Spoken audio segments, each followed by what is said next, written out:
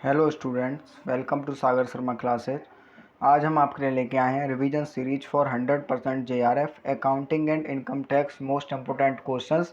ये इस सीरीज का पार्ट 4 है। जिसने अभी तक पार्ट 3 नहीं देखे हैं वो अकाउंटिंग एंड ऑडिटिंग की प्ले लिस्ट में चला जाए, वहाँ पर उसको तीनों पार्ट दिख जाएंगे।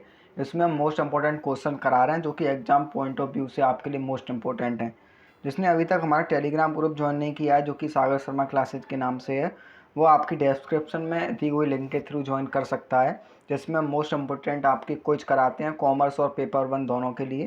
तो चलिए आज की इस वीडियो को स्टार्ट करते हैं। सबसे पहले the main effect of inflation on the financial statement is. तो आपका जो मेन इफेक्ट होता है of inflation on the financial statement, it is called erosion of capital. ये मेन टर्म है, आपको याद करना होगा। It is called erosion of capital. 47 what does a high पे आउट रेशो इंडिकेट्स। हाई पे आउट रेशो ये आपका डिविडेंड से संबंधित है। जब आपकी कंपनी ज़्यादा से ज़्यादा डिविडेंड पे कर रही है तो उसको हम बोलेंगे कि हाई पे आउट रेशो है इस डिविडेंड में, वो इस कंपनी का। इसका मतलब the management is not ploughing back enough profit. इसका मतलब उस कंपनी की जो रिटेन अर्निंग है वो आपकी कम होंगी क्योंकि वो ज़्यादा से ज़्यादा अमाउंट को पे आउट कर देती है डिविडेंड के रूप में।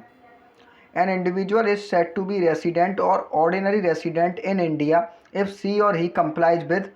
आपको पता है एक अगर व्यक्ति को रेसिडेंट या ऑर्डिनरी रेसिडेंट बनना है तो उसको बेसिक कंडीशन में से एक कोई कंडीशन और दोनों एडिशनल कंडीशन को फुलफिल करना पड़ता है।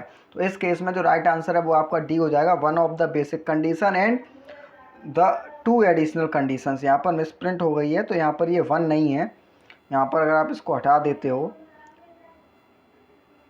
यहाँ पर ये वन नहीं है, इसका मतलब है one of the basic condition and two additional conditions. दोनों एडिशनल कंडीशन फॉलो करनी पड़ती हैं अगर ऑर्डिनरी रेसिडेंट बनना है तो। The holding of listed securities to be treated as long term capital asset is. कोई भी लिस्टेड सिक्योरिटी अगर वो आपकी 12 मंथ के लिए है तो वो लॉन्ग टर्म कैपिटल एसेट मानी जाती है। विच of the following would be preferred for a distributor buying purely finished goods from a group company. ये आर्म लेंथ प्राइसेज के कुछ मेथड होते हैं उसको डिसाइड करने के। तो ये आपका रिसेल प्राइस मेथड होता है जब आपका जो डिस्ट्रीब्यूटर है वो purely finished goods from a group accompany by करता है, तो वहाँ पर वो कौन सा मेथड अप्लाई करता है, resale price method. The holding period of unlisted securities to be treated as long term capital asset.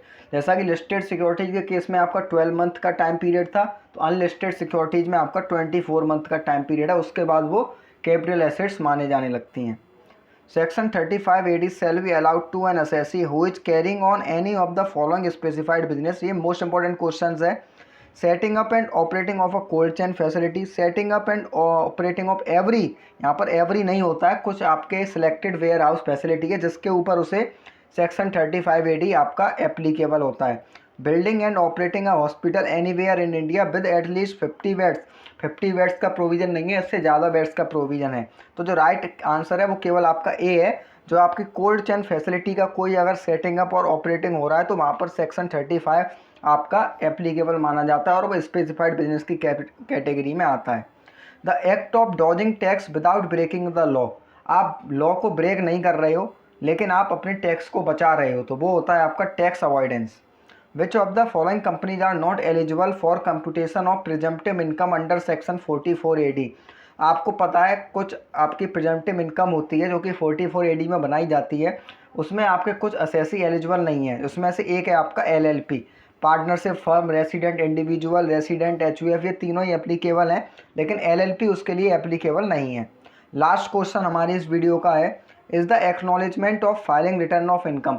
अगर आपने एक बार फाइलिंग और रिटर्न कर दिया तो उसका जो एक्नॉलेजमेंट मिलता है वो आपको ITR V में मिलता है, ITR 5 में मिलेगा उसका रिटर्न। तो आशा करते हैं ये क्वेश्चन आपके लिए मोस्ट इंपॉर्टेंट रहेंगे। अगर आपको वीडियो के क्वेश्चंस पसंद आए तो चैनल को सब्सक्राइब और वीडियो को लाइक और कमेंट करके ज़रूर बताएं। धन्यवाद।